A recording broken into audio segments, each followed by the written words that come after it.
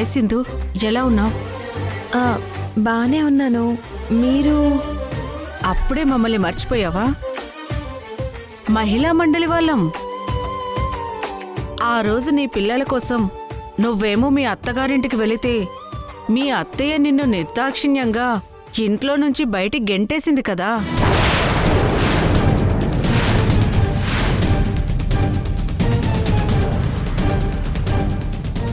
అప్పుడు నువ్వు ఆ ఇంటి ముందు నిరాహార దీక్ష చేశావు. మేమంతా వచ్చి నీకు సపోర్ట్గా నిలబడ్డాం కదా. ఓ మీరా? సింధు, నిజంగా నువ్వు చాలా గ్రేట్. ఒంటరి ఆడదానివేనా భయపడకుండా నీ అత్త నిరంకుశత్వాన్ని ఎదిరించి టీవీలో డిబేట్ పెట్టి కోర్టుకెళ్ళి నీ భర్త నీ అత్త నీకు చేసిన అన్యాయాన్ని బయటపెట్టి నీ పిల్లల్ని నువ్వు దక్కించుకున్నావు.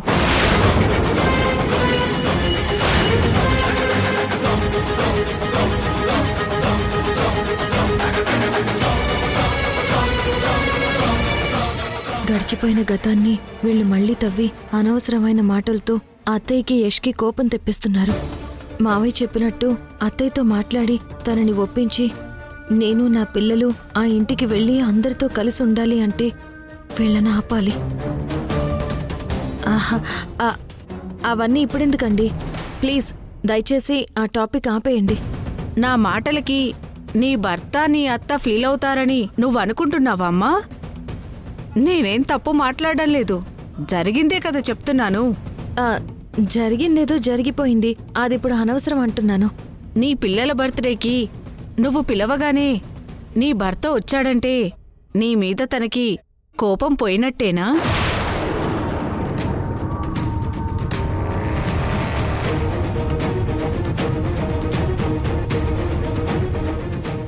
ఏమ్మా సింధు, మీ అత్త చూపులు చూస్తుంటే ఇంకా తన బుద్ధి మారినట్టు లేదు.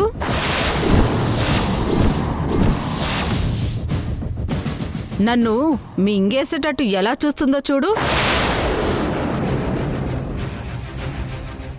నీ పిల్లలు నీ దగ్గరకొచ్చారు, సంతోషం.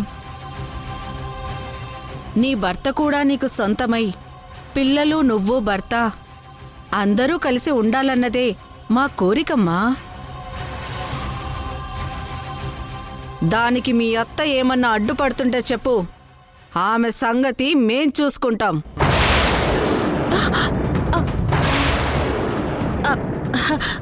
వద్దండి, ఆపండి అని చెప్తుంటే మీకు అర్థం కావట్లేదా? ఎందుకు సింధు భయపడతావు? నీ వెనక మేమున్నాం. ఇన్నాళ్ళు నువ్వు నీ భర్త దాష్టికం నుంచి నీ అత్త అరాచకం నుంచి తట్టుకొని ఎదిరించి వాళ్లతో పోరాడి నీ పిల్లల్ని దక్కించుకున్నావు. ఈ క్షణం నుంచి నీ భర్తను కూడా నీ దగ్గరే పెట్టుకో.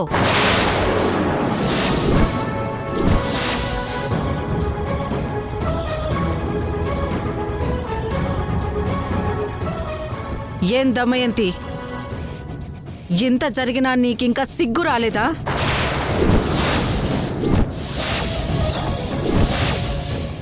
ఎన్నాళ్ళు సింధుకి పిల్లల్ని దూరం చేశావు, ఇప్పుడు భర్తని దగ్గర కాకుండా ఆపుతున్నావు. అసలు నువ్వు ఆడదానివేనా? అసలు నువ్వు ఆడదానివేనా? అసలు నువ్వు ఆడదానివేనా? అసలు నువ్వు ఆడదానివేనా? అసలు నువ్వు ఆడదానివేనా?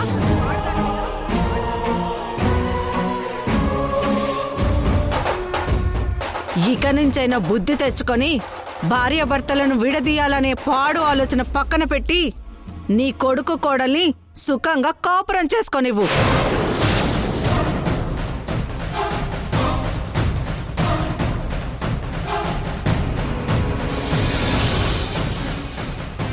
నీ పిచ్చి వేషాలు వెధవ చాష్టలు మానుకో, అర్థమైందా?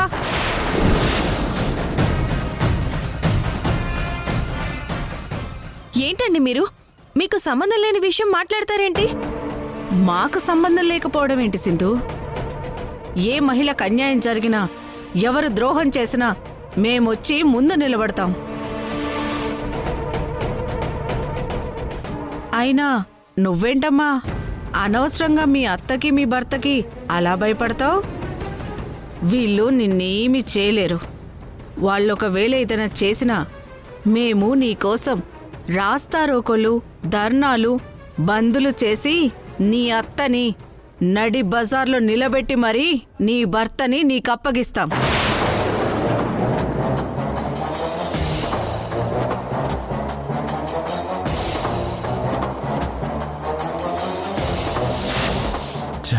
అనవసరంగా ఈ మహిళా మండలి వాళ్ళొచ్చి మంచి వాతావరణాన్ని చెడగొట్టేశారు. అరే మీకు దండం పెడతాను, దయచేసి ఇంకేం మాట్లాడకండి. ప్లీజ్ ఇక వెళ్ళండి. ఇప్పుడు ఇది సందర్భం కాదు. ప్లీజ్ వెళ్ళండి. సింధు, నువ్విలా ప్రతిదానికి టెన్షన్ పడుతూ నీ అత్త ముందు భర్త ముందు తల దించుకొని రాజీ పడబట్టే పరిస్థితి ఇంత దూరం తెచ్చుకున్నావు. ముందే నువ్వు తెగించి ఉంటే మీ అత్త నీ భర్త ఈ పాటికి జైల్లో ఊచలు లెక్క పెడుతూ ఉండేవాళ్ళు.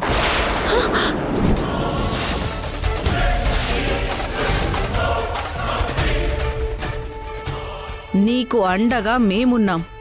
నువ్వేం అధైర్యపడకు. ఇదిగో దమయంతి, నీకిదే లాస్ట్ వార్నింగ్.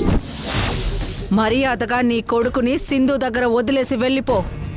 లేదంటే నీ అంతు చూస్తా, నీ అంతు చూస్తా, నీ అంతు చూస్తా, నీ అంతు చూస్తా, నీ అంతు చూస్తా.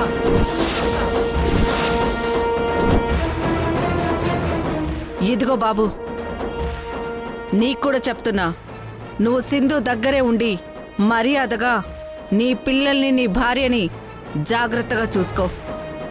మీ అమ్మ మాటలు విని వేరే అమ్మాయి మెళ్ళో తాళి కట్టాలని చూసావో నిన్ను కూడా వదిలిపెట్టను, నిన్ను కూడా వదిలిపెట్టను, కూడా వదిలిపెట్టను, కూడా వదిలిపెట్టను, కూడా వదిలిపెట్టను.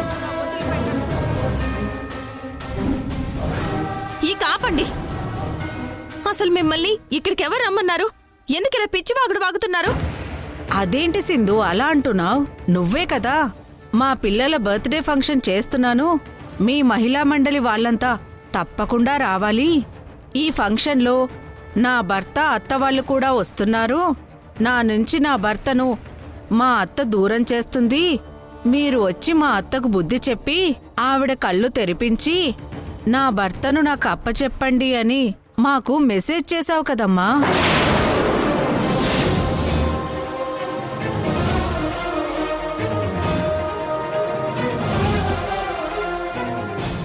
ఇప్పుడేంటమ్మా ఇలా మాట్లాడుతున్నావు? ఆపండి ఇంక మీ నాటకాలు. నేను మీకు మెసేజ్ చేశానా? అవునమ్మా, నువ్వే కదా నీ ఫోన్ నుంచి మెసేజ్ చేశావు. ఇదిగో కావాలంటే చూడండి.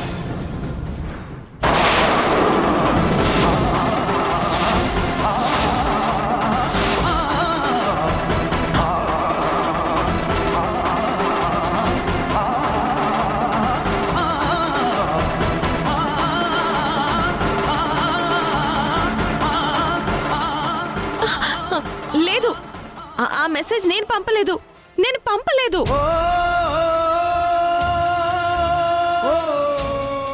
అక్క, ఇదంతా నీ పనేనా? నువ్వు పంపకుండా నీ నుంచి మాకు ఎందుకు మెసేజ్ వస్తుంది? ఎందుకు అబద్ధం చెప్తున్నావు సింధు? నీ అత్త భర్తను చూసి మరీ ఇంతలో భయపడతావా? మరీ ఇంత పిరికిదానివా? రమ్మని చెప్పింది నువ్వే, నీ భర్తని అత్తని అందర్లో నిలదీయమని చెప్పింది నువ్వే. అలాంటి నువ్వే ఇలా అడ్డం తిరుగుతావని అనుకోలేదమ్మా. కందకు లేని దురద కత్తిపీటకెందుకు? అనవసరంగా నీకేదో న్యాయం చేద్దామని మేమంతా వచ్చాం. పదండి పోదాం. అయ్యో,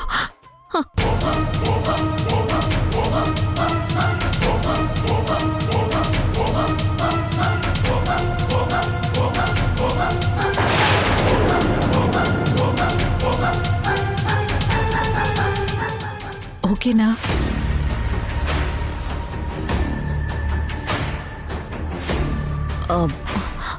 అయ్యో,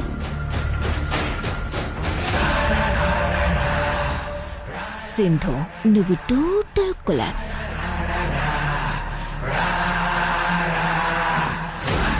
అత్తయ్య, అత్తయ్య, యష్, యష్, ఆ మెసేజ్ నేను పంపలేదు.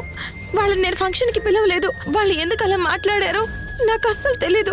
అత్తయ్య నన్ను నమ్మండి అత్తయ్య, ప్లీజ్ అత్తయ్య నన్ను నమ్మండి. నా పిల్లల మీద ఒట్టు అత్తయ్య, ప్లీజ్ అత్తయ్య. చాలే ఆపవే, చాలే ఆపవే, చాలే ఆపవే, చాలే ఆపవే, చాలే ఆపవే.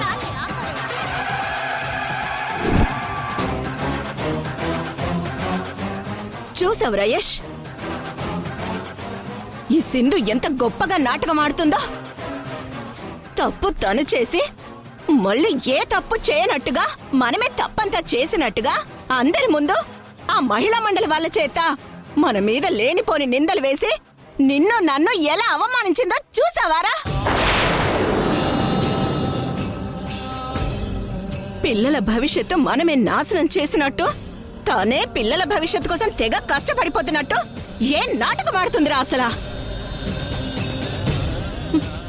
అత్తయ్య నేను చెప్పేది వినండి అత్తయ్య, నేనేం చెయ్యలేదు అత్తయ్య.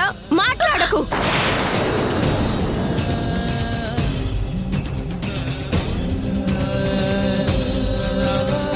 నేను నా కొడుకుతో మాట్లాడుతున్నాను, మధ్యలో నువ్వెవరే మాట్లాడటానికి?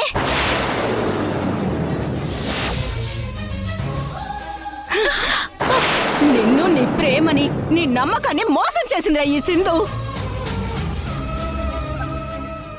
అత్తయ్యగా నా మాటని గౌరవించలేదు, విలువ ఇవ్వలేదు. అత్తింటి మర్యాదని మంట గలిపింది. ఎన్ని తప్పులు చేసిన ఈ సింధు కనీసం ఏనాడైనా మన దగ్గరికొచ్చి తప్పు చేశాను, నన్ను క్షమించండి అని అడిగిందారా? లేదే, అడగదు. తల పొగర్రా దీనికి. దీనికి కింద పడ్డా దీందే పై చేయి కావాలన్న అహంకారం. నేను మిమ్మల్ని క్షమాపణలు అడగాల? దేనికి అడగాలి, ఎందుకు అడగాలి? తప్పు చేసిన వాళ్ళు, మోసం చేసిన వాళ్ళు మాత్రమే అలా అడుగుతారు.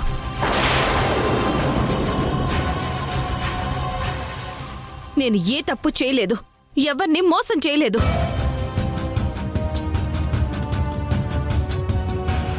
మీ ఇంటి గౌరవ మర్యాదల్ని తగ్గించలేదు. మీరన్నట్టు నిజంగా నేను తప్పు చేసుంటే ఆ క్షణమే ఈ సింధు ప్రాణాలతో ఉండేది కాదు.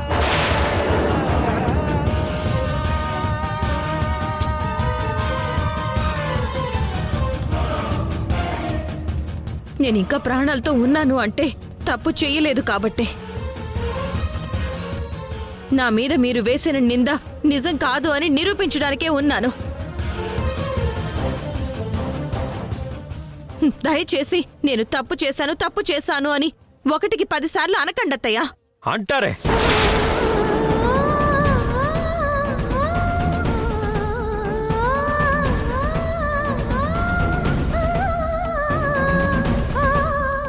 అంటారు.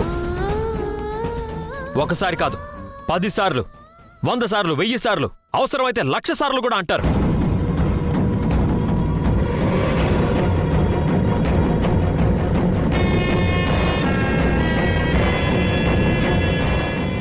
నువ్వు తప్పుల మీద తప్పులు చేస్తూ ఇంకా నేనే తప్పు చేయలేదంటూ మమ్మల్ని నమ్మించడానికి ట్రై చేయకు. ఇంతకుముందే మా అమ్మతో మాట్లాడాను. పిల్లల భవిష్యత్తు కోసమైనా మనం సింధుని క్షమించి పిల్లల్ని, సింధుని మన ఇంటికి ఈ ఫంక్షన్ అయిపోగానే తీసుకెళ్దామని. మా అమ్మ కూడా దానికి పాజిటివ్గానే రెస్పాండ్ అయింది.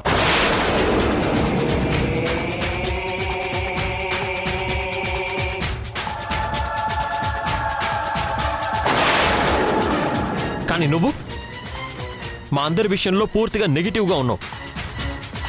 ఎందుకు సింధు ఇలా చేస్తున్నావు? నేను నీకు పిల్లలకి దగ్గర అవ్వాలనుకున్న ప్రతిసారి ఏదో ఒక తప్పు చేస్తావు. నా ఆలోచనల్ని చంపేస్తున్నావు. నీకు నువ్వే నన్ను దూరం చేసుకుంటున్నావు. యష్, యష్, నా గురించి నువ్వు పాజిటివ్గా ఆలోచించడం బాగుంది. పిల్లల కోసం నన్ను మీ ఇంటికి తీసుకెళ్ళాలి అనుకోవడం ఇంకా బాగుంది. అందుకు మీ అమ్మని ఒప్పించాలి అనుకోవడం బాగుంది. అంతా బాగుంది, కానీ నువ్వు నన్ను క్షమాపణ అడగమంటున్నావు చూసావా? ఆ ఒక్క మాట నాకు నచ్చడం లేదు యష్. అసలు నేనేం తప్పు చేశానని మిమ్మల్ని క్షమించమని అడగాలి?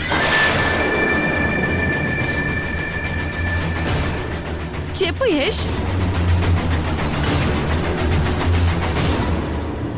సరే యష్, నేను ఏ తప్పు చెయ్యకపోయినా నీకోసం అత్తయ్య కోసం తప్పు చేశాను క్షమించండి అని అడిగితే దానివల్ల పిల్లల భవిష్యత్తు మీద ఎంతటి చెడు ప్రభావం పడుతుందో, పిల్లల దృష్టిలో నేను ఎంత దిగజారిపోతానో, నా క్యారెక్టర్ని వాళ్ళు ఎంత తప్పు పడతారో అన్నది ఏనాడైనా ఆలోచించావా నువ్వు?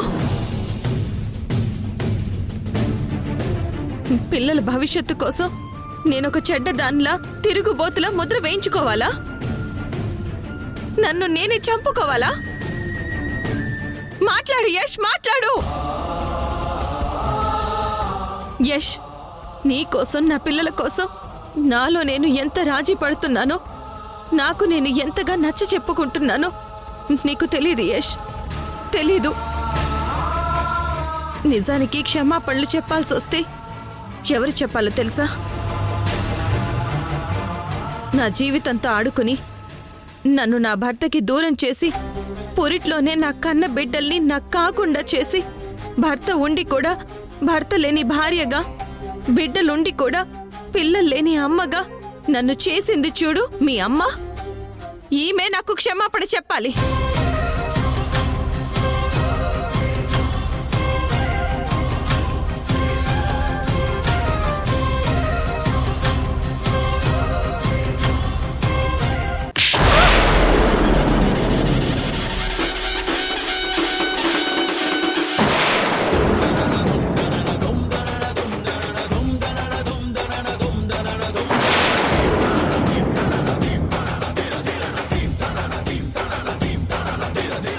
ఏంటి, మా అమ్మ నీకు క్షమాపణ చెప్పాలా?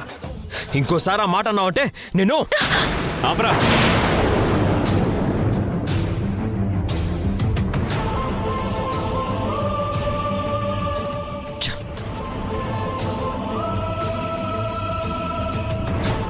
రే యష్, రే ఏంట్రా, ఏంట్రా ఇది?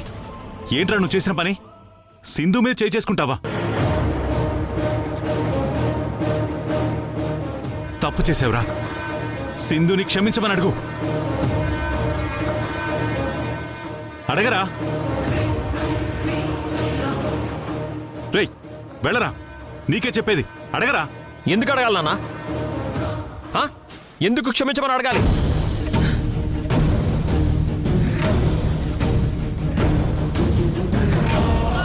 రేయ్, సింధు ఏ తప్పు చేయలేదు కాబట్టి, ఇప్పుడు తను మాట్లాడిందంతా కరెక్టే కాబట్టి క్షమాపణలు అడగమని చెప్తున్నాను. రే యష్, ఎందుకురా, ఎందుకు నిన్ను నువ్వే మోసం చేసుకుంటున్నావు? సింధు ఎలాంటిదో, తనది ఎంత మంచి మనసనేది మాకన్నా నీకే బాగా తెలుసు కదరా. నీకోసం, నీ ప్రేమ కోసం కన్న వాళ్ళని, ఆస్తుల్ని, అంతస్తుల్ని, అయిన వాళ్ళని అన్నీ వదులుకొని నీ ప్రేమ కోసం, నీకు భార్య అవ్వడం కోసం ఒక యుద్ధమే చేసింది కదరా సింధు.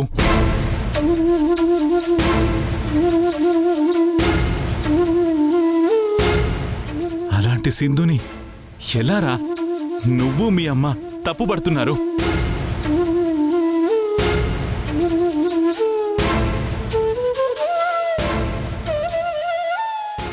మాట్లాడవేంట్రా? సమాధానం చెప్పు యష్.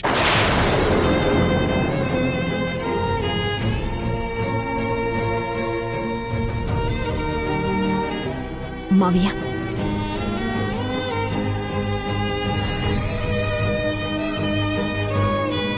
మీ మాటకి అడ్డు తగులుతున్నందుకు నన్ను క్షమించండి. మనం ఇక్కడికొచ్చింది సింధుతో గొడవ పడ్డానికి కాదు, పిల్లల పుట్టినరోజుని సంతోషంగా జరుపుకోవడం కోసం. ఏదైనా సమస్య ఉంటే సామరస్యంగా మాట్లాడుకుందాం మావయ్య.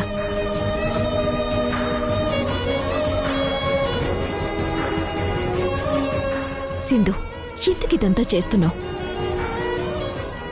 నేను అత్తయ్యని ఒప్పించి మరి బర్త్డే ఫంక్షన్కి తీసుకొచ్చింది ఈ పుట్టినరోజుకి మా నాన్నమ్మ, నాన్న వాళ్ళు రాలేదు అని, రిషి, శశి ఎక్కడ బాధపడతారు అని అందర్నీ కలుపుకుపోవాలని నేను చూస్తుంటే నువ్వేంటి సింధు ఆ మహిళా మండలి వాళ్ళని పిలిపించి మా అత్తయ్యని మరిది గారిని అందరి ముందు తల దించుకునేలా చేశావు. అవమానించి వాళ్ళని బాధ పెడతావు నువ్వు.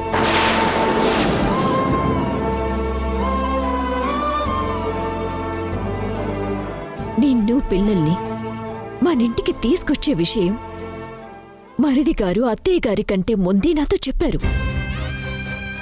వదినా, ఎలా అయినా మా అమ్మని ఒప్పించండి అని.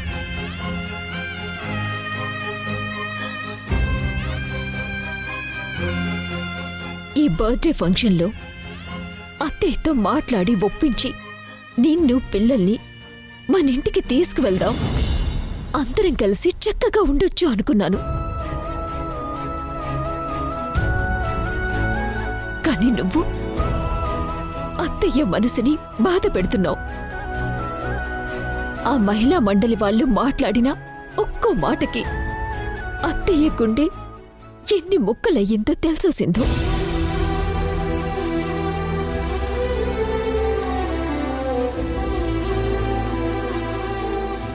ఇంక ఎలా అత్తయ్య నిన్ను క్షమిస్తుంది సింధు? ఆ ఇంటికి ఎలా రాణిస్తుంది?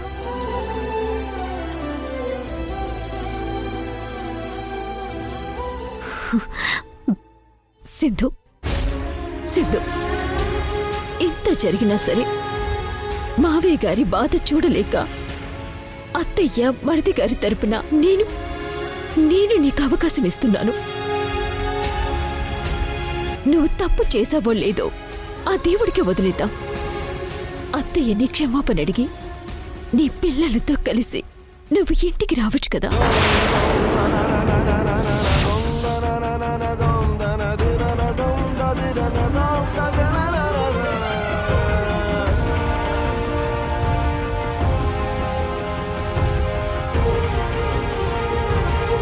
ఇందక్కడి నుంచి మా అందరి ముందు నేనే తప్పు చేయలేదు అని తెగ నీలుగుతా ఉండవు కదా.